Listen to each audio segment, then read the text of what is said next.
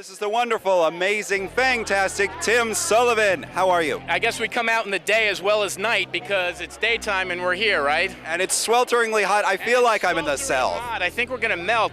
This isn't the darkest.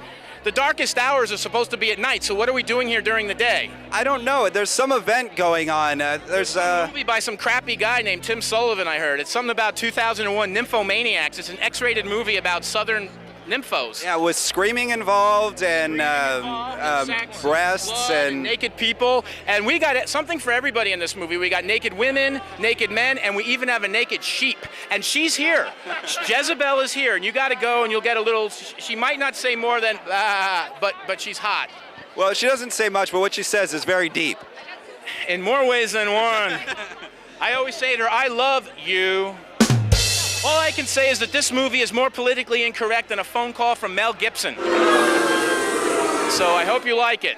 I can't wait. What did you want to bring to this one as opposed to the first one? What changed? What did I want to bring to this movie? Well, you know, I love the first movie, but I think there was a lot of cooks in the kitchen on it.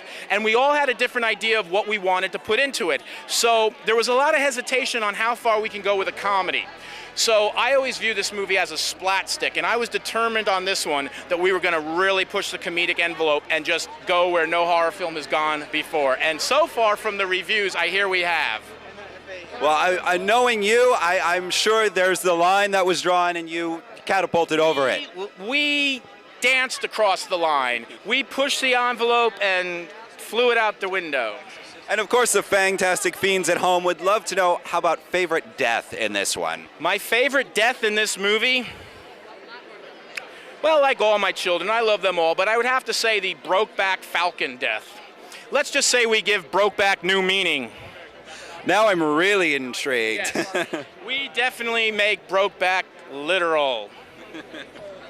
And as we always say, I ain't queer like that, but that don't mean you gotta stop. And one last question. I know you're in a rush, but I'm supposed to meet with some contest winners. Their prize was that they get to meet me. I don't know why that's such a big deal. That's a prize? Yeah, the prize was they get to meet me. So I got to go meet some contest winners. Well, before you run off and make their day or make their year, or whatever. Having Bill Moseley as Mayor Buckman, has that changed the dynamic at all? Bill Moseley sucks. I really wish we had. You know, he just was a pain in the ass, bitching about the food and the chiggers, and I try to direct him, and he's telling me, oh, look, there's that fly's called this. No. Bill Moseley is the best. I love Bill to death, and it's not just because he's standing over there. Move the camera so you can know I'm not lying. No. Bill's the best, and Bill is the perfect Buckman for this movie. Robert was the perfect Buckman for the last one, but Bill Moseley brought, you know, he kind of studied Henry Fonda and Once Upon a Time in the West and brought that kind of thing to the part. Very nice. And it's really up to you guys, you know, but there's no competition. There's a couple of James Bonds, there's a couple of Buckmans, right? Absolutely, yes, absolutely. But there's only one Tim Sullivan. There's only one crazy enough to make a move. Jack of the Darkest Hours.